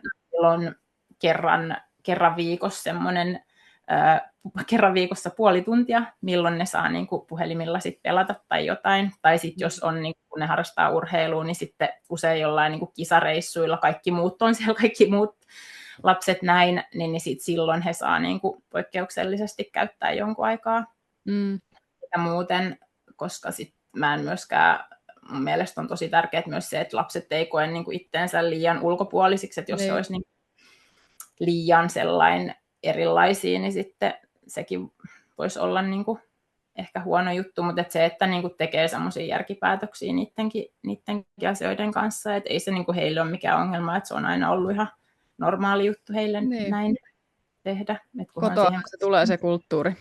Niin, ja sitten ehkä se, että jos kotona isä ja äiti on jatkuvasti puhelin käteen kasvanut siellä ja räplää sitä, niin totta kai se niin kuin lapsetkin on siinä, mutta että kuinka tervettä se sitten on, että se niin kuin normaali kommunikointi vähän niin kuin, että sä kommunikoit sen niin kuin puhelimen kanssa ja sitten jää se semmoinen niin kuin perheen yhteinen aika kanssa hyvin pieneksi, että on siinä niin kuin paljon tämmöisiä sosiaalisia aspekteja ja sitten tietysti näitä, että mitä puhutaan paljon just somen käyttäjien haitoista ja näin, että kuinka addiktoivat ne on ne puhelimien monet appit ja näin, että siinä voidaan taas mennä niin kuin moneen eri suuntaan, mutta että kyllä mä veikkaan, että moni tämmöinen niin kuin kaikki nämä käyttäytymishäiriöt, mitä nykyisin paljon on ja niin kuin mielialaongelmia, niin kyllä ne varmaan niin kuin aika paljolti suurilta osin on niin kuin sieltä kanssa niin kuin lähtöisin. Toki varmasti muitakin tekijöitä, mutta se, että sä oot jatkuvasti semmoisessa informaatiotulvassa, että sä et niin kuin pysty rauhoittumaan, että joko sulla on se televisio siinä päällä tai sitten se puhelin kädessä, että ei ole semmoista aikaa, että sun mieli ja keho ja hermosto pystyisi niin kuin rauhoittumaan lapsena myöskään.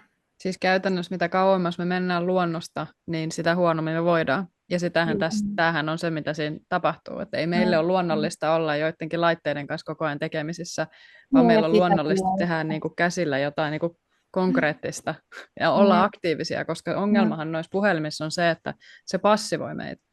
Kyllä. Ja niin kuin, mä eilen tajusin tämän, mä ajattelin, että mä teen someen tästä jonkun tosi lyhyen napakan videon, että kun jotkut ihmiset on silleen, että ongelma tällä planeetalla on se, että täällä on liikaa ihmisiä. Ja sitten mä olisin, että itse asiassa se oikea ongelma on se, mä tajusin eilen tämän, että meillä on liikaa ihmisiä, jotka ottaa eikä anna.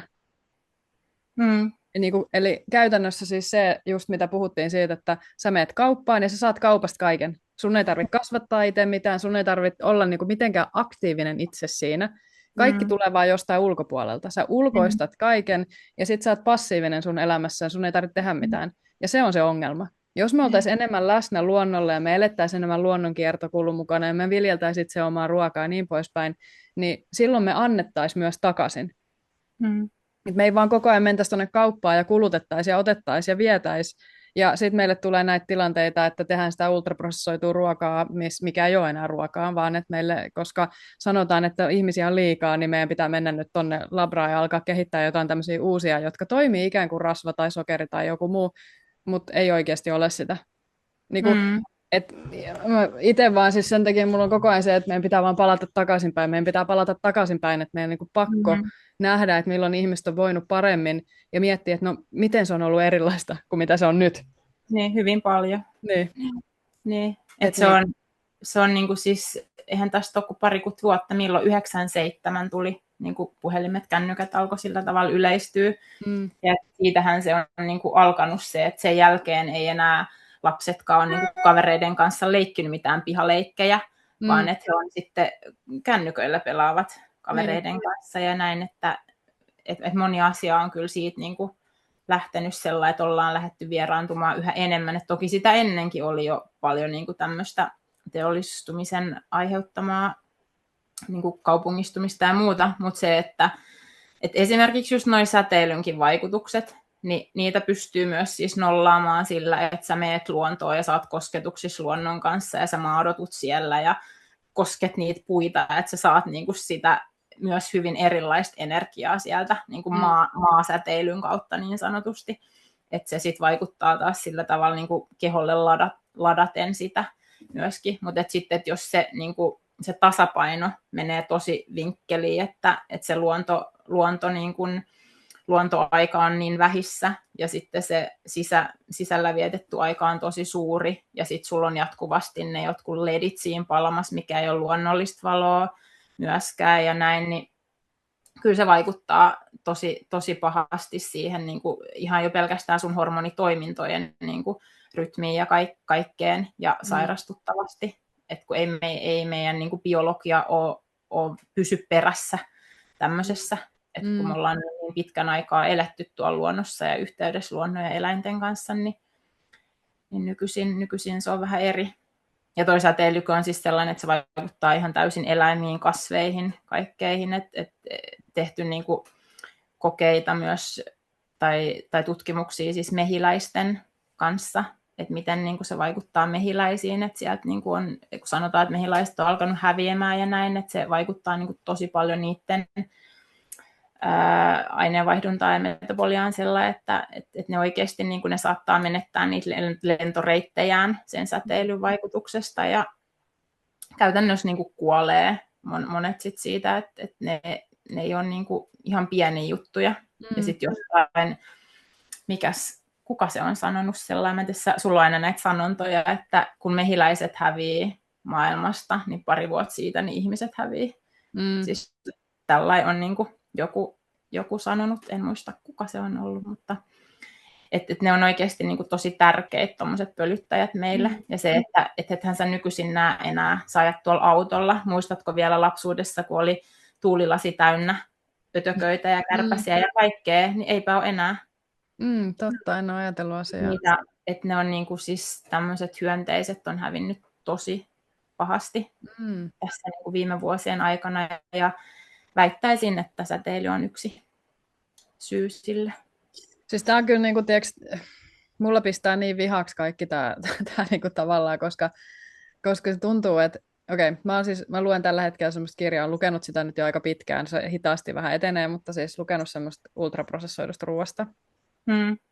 Ja se alkaa sillä, että se kirjailija tai sen kirjoittaja on haastatellut jotain ultraprosessoidun ruoan asiantuntijaa.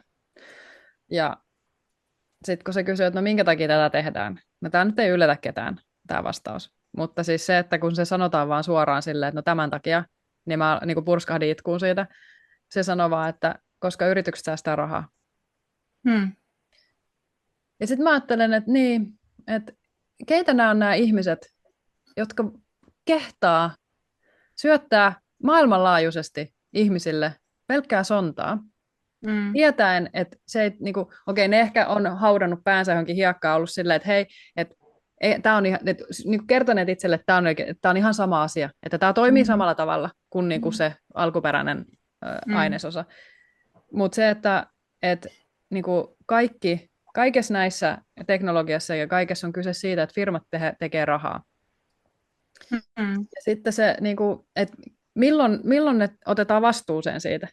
Että ei se voi olla silleen, että jengi vaan niinku jatkaa sitä rikastumista silleen, että niinku mikä meillä on nykyään tilanne, ja sitten kaikki muut kärsii siitä. Siis kirjaimellisesti. Että onko se siinä vaiheessa, kun me oikeasti kuollaan sukupuuttoon täällä planeetalla, että sitten me ollaan, että ei hitsi, olisi pitänyt tehdä toisin. Että onko se oikeasti niin, onko ihmiset niin tyhmiä? Anteeksi, nyt mä en halua sanoa kenellekään, mutta siis ihmiset, jotka päättää asioista, että mitä tyhmyyttä vaaditaan, että on jotenkin niin sen paineen alla, että kun puhutaan miljardeista, siis euroista tai dollareista tai mikä ikinä rahayksikkö, että sillä on niin paljon valtaa enemmän kuin sillä, että nämä miljardit ihmiset täällä maapallolla kärsii. Niin. Se on musta ihan pöyristyttävää. On, että ei Michael Jacksonilla ollut, että ne ei oikeasti välitä meistä. Hänellä oli joku totuus siinä. Niin. Money makes the world go around. Kyllä, että niin se on, mutta just se, että omilla valinnoilla pystyy onneksi vielä sitä omaa terveyttä kyllä pitämään kasassa aika pitkälle. Mutta ajattelee, Kaikkeen mitä ei niinku, mm. siis on hirveä taistelu. Ja niinku tavallaan, että niinku mä ymmärrän sitä, että miksi ihmiselle tulee se semmoinen niinku hirveä paine ja ahdistus ja stressi, koska se on niin niinku valtava, että meidät on ikään kuin otettu tälleen näin, laitettu tähän tämmöiseen niinku yritysten luomaan todellisuuteen, mistä ne hyötyy. Ne on ainoat, jotka hyötyy siitä oikeasti. Eihän me hyödytä näistä sillä, okei, no ei voi sanoa, että mekin tässä pystytään tehdä tätä sen takia, että meillä on olemassa langaton yhteys ja tietokoneet ja niin poispäin. Mutta niin kuin se syvyys, mikä siinä on, millä tavalla ne hyötyy, on niin kuin jotain ihan muuta kuin miten me tavalliset kuluttajat hyödytään siitä. Kyllä, juuri näin.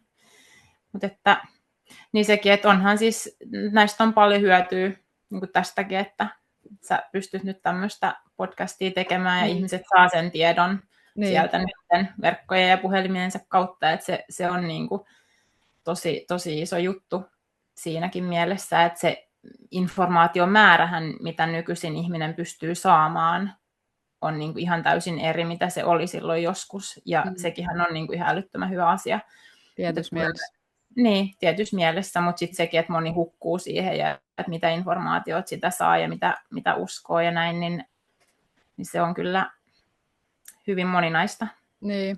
No, sen mä halusin sanoa vielä, että kun mä kuuntelin aamulla niitä säteilypuheita ja videoita, ja siis näin semmoisen todella lyhyen jonkun YouTubesta jonkun tämmöisen shorts-videon, missä joku tyyppi oli siis, se oli mitannut nimenomaan sitä säteilyä, että mitä se on niin kuin puhelimesta ja mitä se on sitten sieltä tornista, niin se näytti sitä koko ajan sitä laitetta, kun se teki sitä, niin mä en nyt muista niitä lukemia, mutta mä muistan sen niin kuin eron, että se meni 5G-tornin viereen, ja se oli ehkä joku 28. Mä en edes tiedä, mikä se on se mittayksikkö, mikä en tiedä. Kuitenkin joku 28 se oli. Mutta sitten se meni puhelimen viereen, niin se oli niinku jotain tuhansia. Niinku, se oli se ero, että koska siinä sä et pääse niin lähelle sitä niinku tornia, kun sä pääset tuota puhelinta. Ja siitä syystä se puhelin on että se on niin moninkertainen. Siis se oli musta jotenkin tosi pysäyttävä, että mikä... Mulla on tulee heti sanoa, että mä haluan työntää sen pois. Että et kun ajattelee, miten paljon itsekin on just tälleen näin scrollailla jotain Instaa tai... Kyllä, joo. Mutta mäkin teen siis usein sellaista, jos mä käytän puhelinta, mä otan jotain videoita tai kuvia, niin mä olen siis lentokonetilassa. Ihan, että kaikki mitä pystyy tekemään, ne laittaa sellainen kaikki tommoset yhteydet pois. Että jos joutuu kirjoittamaan jotain, tiedätkö, pidempää tekstiä, esimerkiksi sähköpostiin, mä kirjoitan aina ne jossain notesissa, niin kuin muistiinpanoissa ensin. Ja sitten mä käytän sen siellä, että joku ajattelee, että vitsi hullu, että älytöntä. Mutta siis tuommoisilla pienillä jutuilla sitä pystyy sitä omaa kuormitusta oikeasti vähentää tosi paljon, koska se, että päivän mittaan siitä saattaa tulla tosi iso määrä sitä kaikki tiedätkö, Bluetoothit, kaikki, ja sitten varsinkin just kaupunkiympäristössä, kun sä oot ihan vaan pelkästään jossain kauppakeskuksissa, jos sä katot sieltä sun puhelimet, monta wifiä se löytää sieltä, niin siellä saattaa olla joku 20, 30, 40 siellä, ja ne tulee joka paikasta eri kentät, niin se on aika hurjaa, että ei ole ihme, että ihmiset vähän väsähtää jollain kauppakeskusreissuilla, että tulee semmoinen nuutunut oleva, että vitsi, että ei jaksa kyllä mitään enää tänään. Joo, toi onkin hyvä pointti. Ja muutenkin mun piti sanoa vielä siitä, kun sä puhuit aikaisemmin, että miten se, sä tunnet sen säteilyn tavallaan. Siis mä muistan, että siis monta kertaa, kun mulla on ollut ennen aina Bluetooth noi kuulokkeet, no ne delas sitten tuossa joskus joulukuussa. Sen jälkeen mä en ole ostanut uusia, ja musta on ollut ihanaa. Siis musta on ollut tosi virkistävää se, että mulla ei ole enää nyt sitä, että tavallaan, että mähän aina kuuntelin jotain podcastia tai musiikkia tai jotain, niin nyt on yhtäkkiä tuntuu, että on auennut semmoinen jotenkin rauhallisempi maailma, kun ei ole koko aikaa täällä jotain. Joo, ja se vähän kuormittaa taas hermostoa tosi paljon osaltaan. Siis todella, mä tunnen sen tosi sillä konkreettisesti. Mutta sen mä sanoin, että sit joskus on ollut se, että mä oon unohtanut kuulokkeet johonkin, ja sitten on pitänyt soittaa joku puhelu, ja on pitänyt sitä tässä. Niin mä oon se, että mun on pakko lopettaa, että jossain vaiheessa, siis tuntuu että se vaikuttaa aivoihin. Siis on tullut sellainen tunne, että täällä tapahtuu jotain, ja se tuntuu tosi ahdistavalta. Kyllä. Ja sitten sama, kun mulla on tämä ourasormus, niin silloin alkuun, kun mulla oli se, niin mä tunsin oikein, että nukkuu, että tämä tuntuu tosi lämpöiseltä. Sitten mä aloin lukea, että säteilyä, että mitä mä voin tehdä, niin tässä mä teen samoin, mulla on tää koko ajan lentokonetilassa, ja sitten mä käyn vaan laittamassa datan niin kuin ehkä kerran joka toinen päivä tai jotenkin, että sit, Joo. siis se koko ajan nauhoittaa sitä, niin kuin sitä dataa, mutta se ei vaan Joo. käytä mitään niin kuin yhteyttä. Niin mutta mä mietin, että miten monilla muilla on silleen, että niillä on se koko ajan päällä ja ne ei ajattele sitä, että siis kun se on mitattu, että siinä ei tule yhtään säteilyä silloin, kun se Joo. on niin kuin lentokonetilassa. Niin kyllä, se kannattaa ehdottomasti tuolla, että hyvä kun olet huomioinut. Mutta on se siis, niitä on ihan, siis näkee netistäkin pystyy etsiä siis kuvia, että niinku, minkälaiselta sun aivot näyttää sen jälkeen, kun sä oot puhunut jonkun ihan siis vaikka niinku minuutinkin puhelun, niin sulla on niinku käytännössä toinen aivopuolisko ihan punaisena, kun toinen on niinku vihreä, että siis se niinku tekee siellä hyvin paljon asioita, mitä ei pitäisi. Aika rajua. Joo. Okei. En käyttäisi korvalla puhelinta hirveästi. Joo, ja nyt mulle tuli ainakin heti, mulle tuli nyt heti semmoinen, että siis kun mulla on ollut se, mä oon halunnut päästä eroon tuosta puhelimesta ihan jo pelkästään niin kuin, tämmöisistä niin kuin muista syistä, just somen scrollaamista ja kaikki tällaiset, että kun mä sanon, että mä koen, että meidän pitäisi palata koko ajan niin kuin taaksepäin, niin mä ajattelin, että mä haluaisin tehdä silleen, että on yksi älypuhelin niin kuin talossa, ja se on vähän niin kuin oli silloin langallinen puhelin, että se on yhdessä paikassa, se on kiinni vaikka seinässä, sitten tiedätkö, kun on niitä semmoisia langallisia kuulokkeet, mitkä on niinku, siis tämmöinen luuri. Joo. Niin mä haluaisin sellaiset, mulle tulisi, että mä voisin leikkiä, että ikään kuin niinku, tiedätkö, ollaan 20 vuotta, 30 vuotta takaperin. Ja että se olisi vaan niinku koko perheen käytössä toi yksi puhelin, ja sit sitä voi käyttää just silleen, että siinä on niinku pankkiasiat ja semmoiset, että se on niinku se tavallaan pakollinen paha, mutta sitten kaikki muut, mitä kannetaan mukana, olisi semmoinen tavallinen joku dumb phone, tyhmä puhelin, niin kuin sanotaan. Niin, aivan. Niin onhan niitä paljon vaihtoehtoja, että miten sitä pystyy tekemään, mutta silloinkin mekin muutettiin Suomeen siis 5 vuotta sitten, niin mä rupesin selvittää, että saadaanko me tämmöinen niin kuin lankalinjainen puhelin, miksi niitä sanottiin, mutta ei, että kun nehän on niin kuin hävitetty ne kokonaan ne kaikki verkot tuolta, tai linjat. Se on tosi tylsää. Että ihan niin, Itävallassa on vielä siellä mun miehen vanhemmilla edelleen pystyy soittamaan lankalinjalla. Kuulostaa siltä, että pitäisi muuttaa sinne Itävaltaan. Vaan siis siellä on kyllä, niin kuin, kyllä me aina tätä pohditaan tietyin väliajoin, että mikä on niin kuin plussat ja miinukset, mutta että täällä on hyvä, täällä keskellä ei mitään. Niin. Mitä sä haluaisit sanoa tälle? Nyt me ollaan tietysti jo monen otteeseen niin kuin puhuttu siitä, että ei haluta, niin kuin, että ihmiselle tulee semmoinen hirveä taakka ja ahdistus ja stressi siitä, koska sitten taas se itsessään niin on, niin kuin, luo niin paljon huonoa meidän kehoon. Että onko sulla jotain semmoisia viimeisiä sanoja, mitä sä haluaisit sanoa, semmoista rohkaisun sanaa tai jotain, mikä jättää semmoisen niin kuin voimaantuneen fiiliksen? No ehkä just se, että kiitollisuudella kun niihin asioihin moniin, mitä nyt mistä ollaan tässä nyt puhuttukin, että kun suhtautuu moneen sellainen, että mä oon tosi kiitollinen, että mä saan nyt soittaa mun äidilleni vaikka tällä puhelimella, että ihanaa, että se on se yhteys näin. Se jo vaikuttaa tosi paljon siihen, että miten sun keho reagoi siihen, mutta älä laita sitä korvalle, kun soitat. Et pidä se vähän kauempana.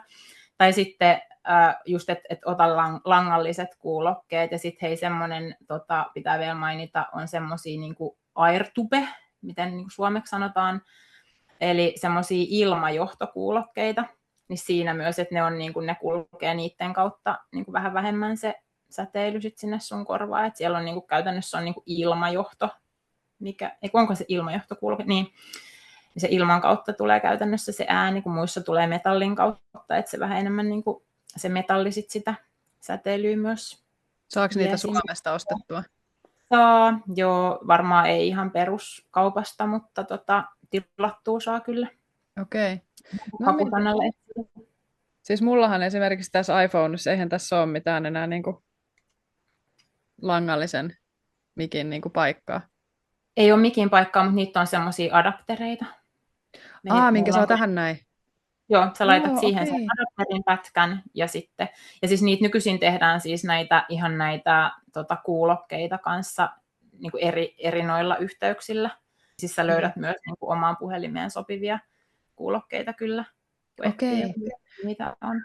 Pitääpä selvittää toi, koska toi on kyllä tosi tärkeä ja mielenkiintoinen, mutta sitten toisaalta mä myös vähän rohkaisen ihmisiä siihen, että ei välttämättä tarvii, niinku, tai siis, Niin. että kun mulla on nyt telannut ne silloin vähän reilu kuukausi sitten, musta oli ihanaa, kun mä en ole niinku paennut tavallaan sinne johonkin On toiseen. ja joo, ei siis mäkään, mun tarvii siis myöntää kans, että siis mun edelliset kuulokkeet hävis johonkin, ne oli semmoiset AirTube-kuulokkeet ja sitten ne, mitkä mä uudet ostin, niin mä ostin väärällä niin kuin tällaisella päällä ja ne ei ikinä niin kuin toiminut tuohon ja mä en saanut adapteria toimimaan eikä mikään, että siinä oli niin kuin siis tosi iso säätö siinä, mutta mä en ole siis kans käyttänyt niin kuin varmaan vuoteen ollenkaan mitään kuulokkeita ja ihan siis tosi hyvin on toiminut, että ei ollut tarvetta semmoiselle.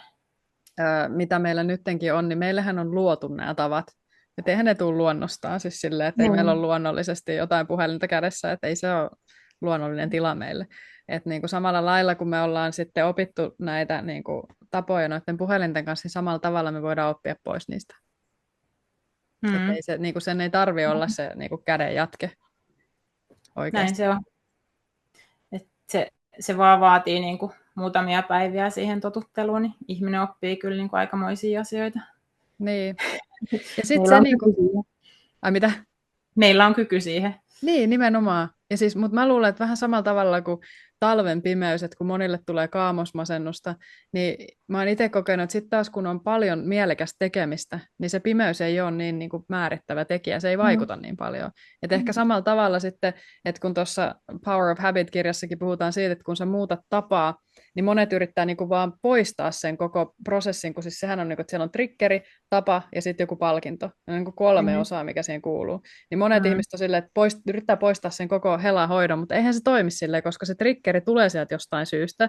Niin se, että sä yrität, sulle tulee triggeri, mutta sä muutatkin sen, mitä sä teet sen triggerin seurauksena.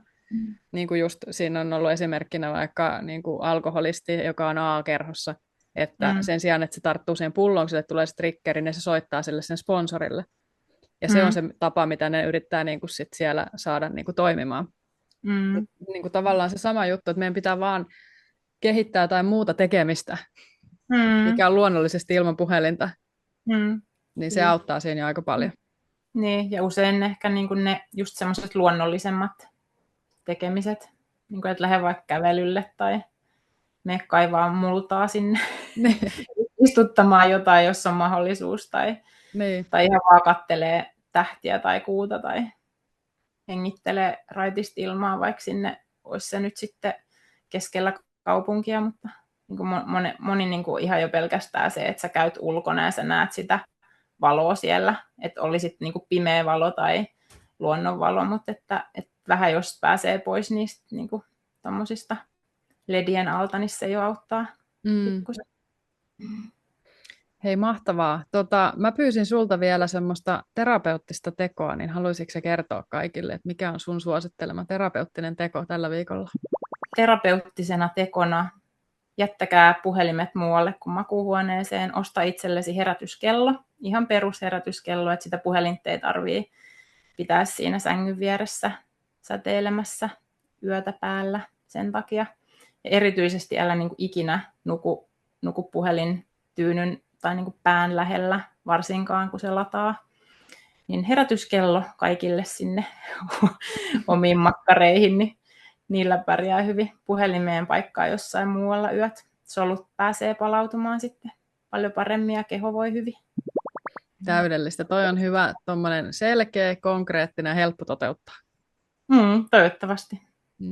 Hei, kiitos Hanna ihan älyttömästi, kun olet tullut tänne ja jakanut sun ajatuksia ja kokemuksia ja tietoa ja taitoa ja kaikkea. Mä uskon, että on ollut tosi niin kuin tärkeä ihmisille kuulla, ja vaikka se voi alkuun olla ehkä jonkunlainen niin kuin shokki, niin me tarvitaan sitä, että sitten se alkaa laskeutua sinne semmoiseen niin kuin tietoon enemmän kuin vaan pelkoon. Niin, toivottavasti. Kiitos kutsusta. Oli ihana olla. Hei, ihanaa kun olet ollut täällä tähän saakka. Muista ottaa Studiometsä seurantaan ja laitathan sieltä peukkua tai tähtiarvostelua. Niillä on aivan valtava merkitys sille, että muutkin ihmiset löytää tämän podcastin.